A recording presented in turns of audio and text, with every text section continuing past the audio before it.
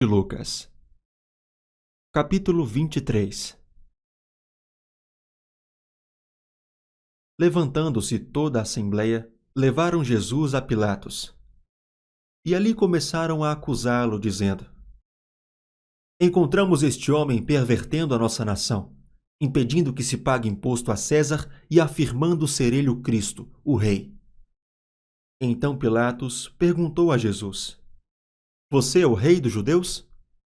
Jesus respondeu: O Senhor está dizendo isso. Então Pilatos disse aos principais sacerdotes e às multidões: Não vejo neste homem crime algum. Mas eles insistiam cada vez mais, dizendo: Ele agita o povo, ensinando por toda a Judéia. Começou na Galileia e agora chegou aqui. Quando Pilatos ouviu isso, perguntou se o homem era galileu. Ao saber que Jesus era da região governada por Herodes, e estando este em Jerusalém naqueles dias, Pilatos enviou Jesus a Herodes. Quando Herodes viu Jesus, ficou muito contente, pois havia muito queria vê-lo, por ter ouvido falar a respeito dele, e esperava também vê-lo fazer algum sinal.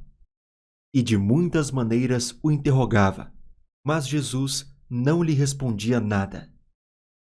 Os principais sacerdotes e os escribas ali presentes o acusavam com veemência. Mas Herodes, juntamente com os seus soldados, tratou Jesus com desprezo. E para zombar de Jesus, mandou que o vestissem com um manto luxuoso e o devolveu a Pilatos. Naquele mesmo dia, Herodes e Pilatos se reconciliaram, pois antes eram inimigos. Pilatos então reuniu os principais sacerdotes, as autoridades e o povo e lhes disse: Vocês me apresentaram este homem como sendo um agitador do povo. Mas, tendo-o interrogado na presença de vocês, nada verifiquei contra ele dos crimes de que vocês o acusam, nem mesmo Herodes, pois o mandou de volta para cá. Assim, é claro que ele não fez nada que mereça a pena de morte. Portanto, após castigá-lo, ordenarei que seja solto.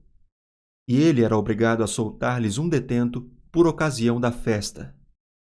Toda a multidão, porém, gritava: Fora com este! Solte-nos Barrabás! Barrabás estava preso por causa de uma revolta na cidade e também por homicídio. Pilatos, querendo soltar Jesus, falou outra vez ao povo. Eles, porém, gritavam mais ainda: Crucifique-o! Crucifique-o! Então, pela terceira vez, Pilatos perguntou: Que mal fez este? De fato, não achei nada contra ele para condená-lo à morte. Portanto, depois de o castigar, mandarei soltá-lo. Mas eles insistiam com grandes gritos, pedindo que fosse crucificado. E o clamor deles prevaleceu. Então Pilatos decidiu atender-lhes o pedido. Soltou aquele que estava encarcerado por causa da revolta e do homicídio, a quem eles pediam. E, quanto a Jesus, entregou-o à vontade deles. E, quando o conduziam, eles agarraram um sirineu chamado Simão, que vinha do campo, e puseram-lhe a cruz sobre os ombros, para que a levasse após Jesus. Uma grande multidão de povo o seguia, e também mulheres que batiam no peito e lamentavam. Porém Jesus, voltando-se para elas, disse: Filhas de Jerusalém, não chorem por mim. Chorem antes por vocês mesmas e por seus filhos.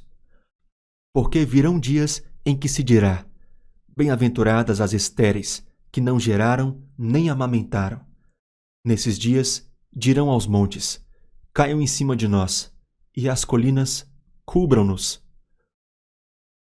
Porque se isto é feito com a madeira verde, o que será da madeira seca?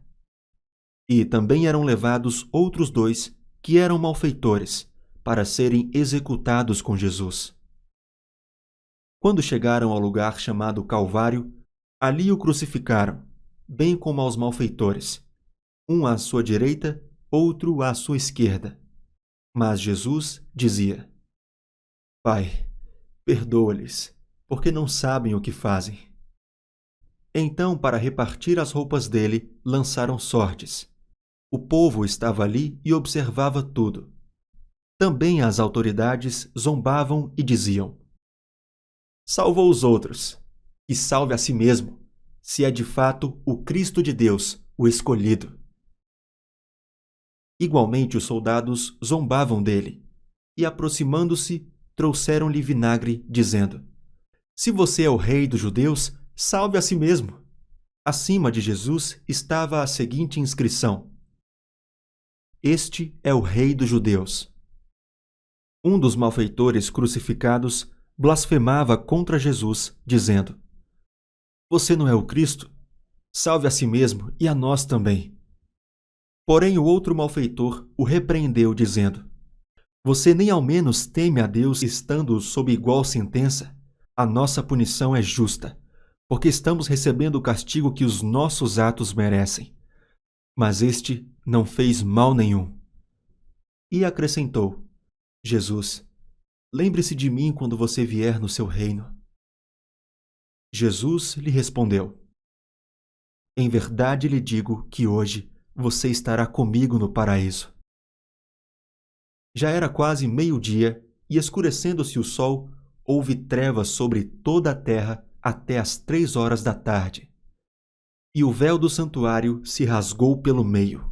Então Jesus clamou em alta voz: Pai, nas tuas mãos entrego o meu espírito. E, dito isto, expirou.